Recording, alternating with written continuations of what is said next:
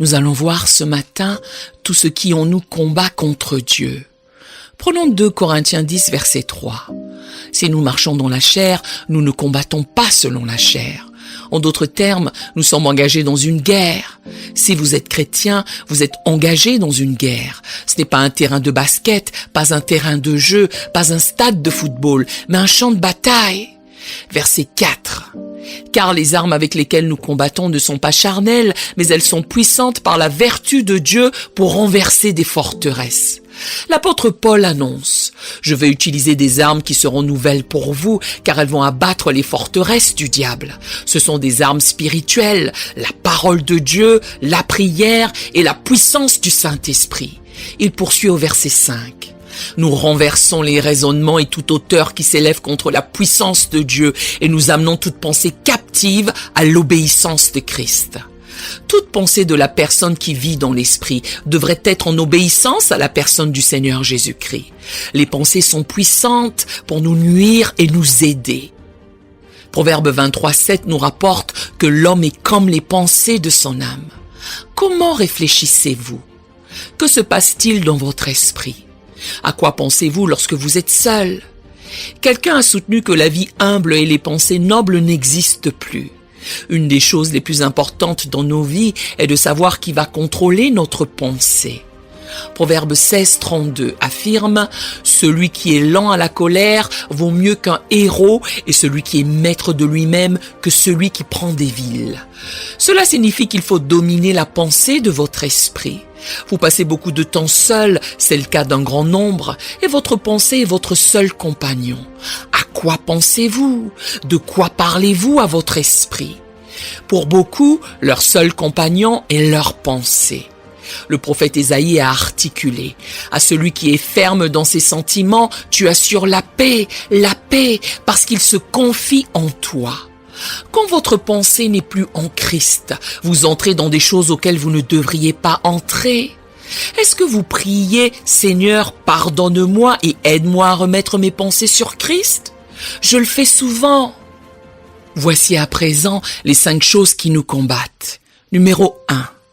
La Bible certifie que l'affection de la chair est inimitié contre Dieu parce qu'elle ne se soumet pas à la loi de Dieu et qu'elle ne le peut même pas. Romains 8, 7.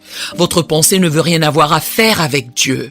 L'apôtre Paul a écrit dans Colossiens 1 qu'avant de venir à Christ, vous étiez autrefois étrangers et ennemis par vos pensées, ennemis de Dieu, étrangers de Dieu, séparés de Dieu dans votre pensée. Et votre pensée faisait partie de cette décision.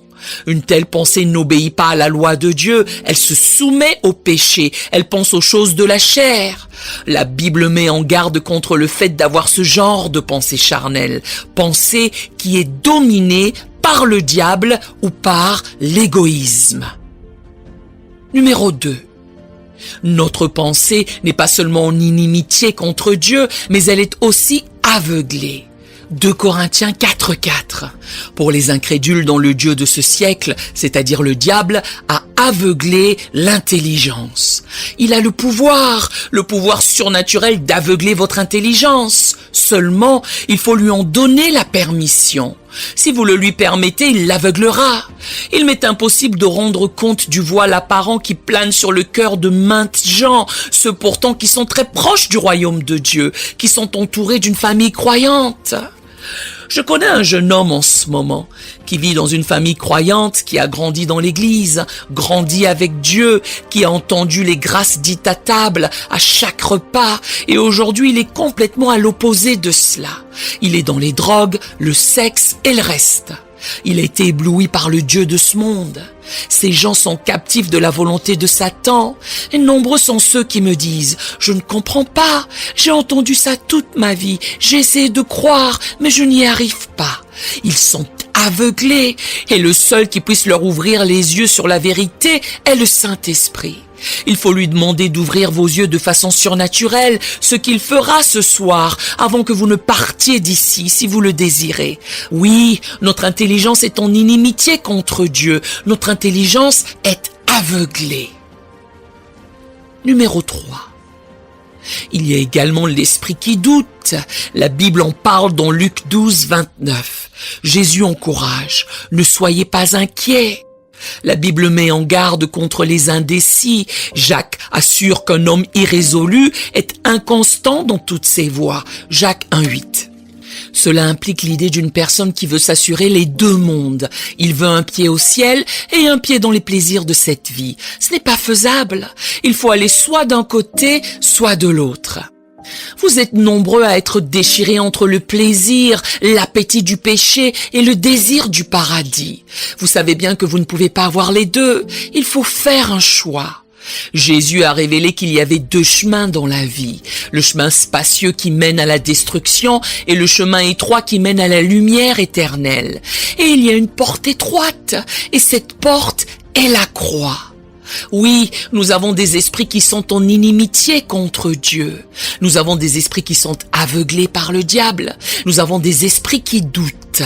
Et en numéro 4, il y a l'esprit souillé. Paul a écrit à Tite au sujet de certaines personnes qui mentent en permanence, dont l'intelligence et la conscience sont souillées et incrédules. Tite 1,15. De nos jours, nous avons des drogues qui altèrent l'esprit, des médicaments et de l'alcool, toutes sortes de choses qui polluent notre esprit. Notre esprit devient souillé.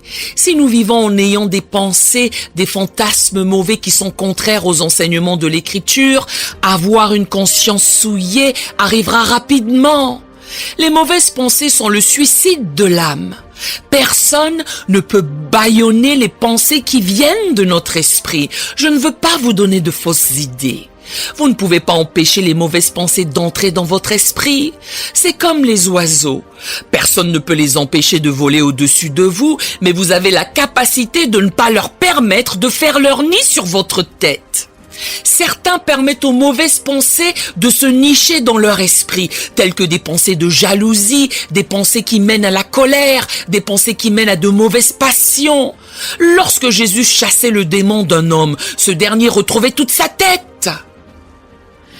Nous avons par conséquent des esprits qui sont en inimitié contre Dieu, qui sont aveuglés par le diable. Ce sont des esprits qui doutent et des esprits souillés. Numéro 5. Mais vous pouvez également avoir un esprit renouvelé. La Bible enjoint dans Romains 12,2 « Ne vous conformez pas au siècle présent, mais soyez transformés par le renouvellement de l'intelligence. » Vous pouvez être transformé ce soir, vous pouvez être changé ce soir, vous pouvez avoir tous vos péchés pardonnés ce soir, parce que Christ est mort sur la croix et a versé son sang pour vous. C'est merveilleux de rentrer chez soi ce soir et de savoir que tous les péchés sont pardonnés. Pas seulement pardonnés, mais que vous êtes justifiés, comme si vous n'aviez jamais péché.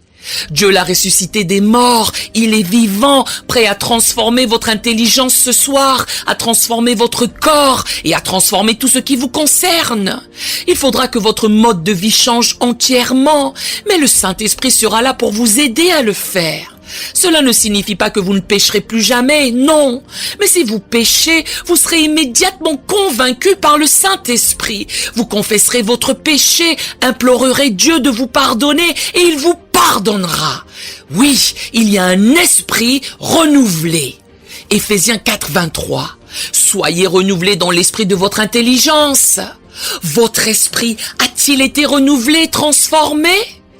Il nous faut avoir l'esprit de Christ par la transformation et le renouvellement de notre esprit. Vous avez la possibilité de renouveler votre intelligence et Christ la transformera. C'est ce qu'indique vraiment la repentance. Le mot repentance, c'est changer d'avis ou renouveler son esprit. Vous allez changer de style de vie, changer la direction que vous prenez. Vous allez dire à Dieu, pardon, j'ai péché, je voudrais devenir une nouvelle personne. Paul a interrogé les Corinthiens dans le chapitre 2, verset 16. Qui a connu la pensée du Seigneur? Il y répond lui-même en avançant, nous avons la pensée de Christ. Quand vous avez la pensée de Christ, vous avez la pensée du Seigneur. Nous qui connaissons Christ avons la pensée de Christ. Nous qui avons été sauvés par sa grâce, avons la pensée de Christ. Vous qui avez dit oui à son appel, avez la pensée de Christ. Votre pensée n'est pas parfaite, mais elle est désormais contrôlée par Christ plutôt que par Satan et par votre nature pécheresse. La Bible fait mention de ceux qui ont l'affection de l'esprit dans Romains 8:6. L'affection de l'esprit, c'est la vie et la paix. Et 2 Pierre 3:1 stipule qu'il va éveiller votre saine intelligence. Ne voulez-vous pas avoir une saine intelligence? Une intelligence spirituelle ou transformée? Quand je parle de pensée ou d'intelligence, je parle de votre vie entière, puisque votre esprit, en un sens, gouverne votre vie et tout votre cœur. Vous avez un corps, et dans votre corps vit votre esprit et votre âme. C'est la partie de vous qui vivra éternellement. Votre corps ira dans la tombe, mais vous, le vrai vous, vivra pour toujours. Tout dépendra de ce que vous ferez de Christ. Vous êtes-vous repenti de vos péchés? En êtes-vous sûr? Vous en avez l'occasion ce soir. Nous aimerions vous donner l'opportunité de faire de Jésus le Seigneur de votre vie. Voulez-vous bien prier avec moi? Dites, Seigneur Jésus, je me repens de mes péchés. Viens dans mon cœur. Je fais de toi mon Seigneur et Sauveur. Et merci Seigneur pour le baptême du Saint-Esprit en moi. Dans le nom de Jésus. Par cette simple prière, nous croyons que vous êtes nés de nouveau. Allez dans une bonne église qui est basée sur la Bible. Donnez à Dieu la première place. Nous espérons de tout cœur que ce message vous encouragera. Si vous connaissez quelqu'un qui puisse être encouragé, s'il vous plaît, envoyez-le lui. Édifions le corps de Christ ensemble. Nous publions un nouveau message chaque lundi et un message court chaque jeudi. Appuyez sur la cloche des notifications pour vous le rappeler. Merci infiniment de nous soutenir en vous abonnant à notre chaîne. Que Dieu vous bénisse abondamment.